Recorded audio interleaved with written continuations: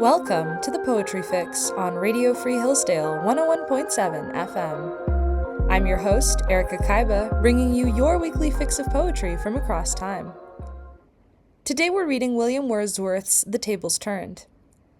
Reading this poem is the equivalent of watching a YouTube video that tells you how important it is to get off YouTube. It begins with a call to the student hunched over his books to get up and go outside into nature.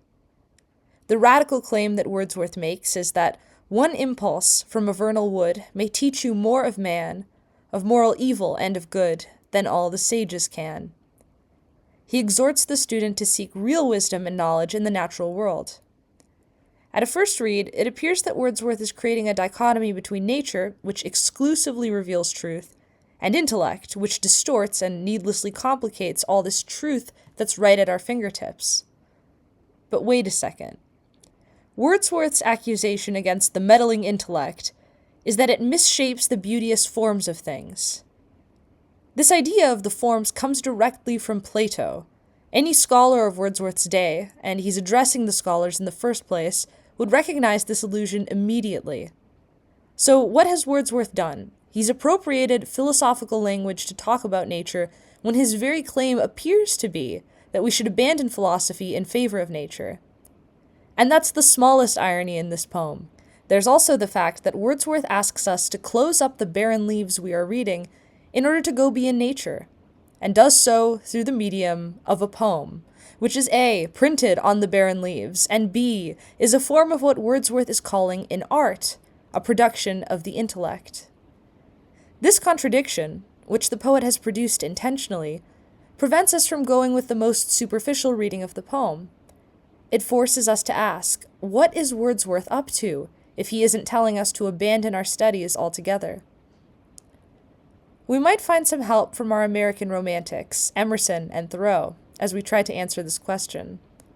These thinkers believed that nature is the source of all truth and goodness, and that we need to return to the source as often as we can if we want to say anything true or good about the world. And that's a potential way of reconciling the contradictions in this poem. Perhaps Wordsworth is not telling us to throw out our books, but rather warning us not to get wrapped up in them at the cost of ignoring the core of reality, the natural world, which has plenty to teach us in its own right. With all that said, let's dive in. The Tables Turned by William Wordsworth. Up, up, my friend, and quit your books, or surely you'll grow double. Up, up, my friend, and clear your looks. Why all this toil and trouble? The sun above the mountain's head, a freshening luster mellow, through all the long green fields has spread his first sweet evening yellow. Books, 'tis a dull and endless strife. Come, hear the woodland linnet. How sweet his music! On my life, there's more of wisdom in it. And hark, how blithe the throstle sings! He too is no mean preacher.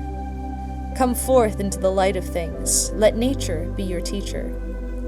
She has a world of ready wealth, our minds and hearts to bless. Spontaneous wisdom breathed by health, truth breathed by cheerfulness. One impulse from a vernal wood may teach you more of man, of moral evil and of good, than all the sages can.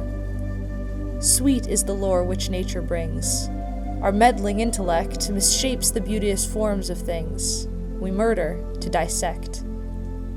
Enough of science and of art. Close up those barren leaves. Come forth and bring with you a heart that watches and receives. You've been listening to The Poetry Fix with Erika Kyba. If you enjoyed this episode, consider following The Poetry Fix on Spotify, YouTube, or Apple Podcasts.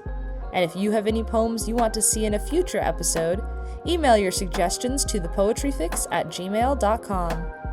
Join me next week and we'll be reading Herbert's The Holy Communion.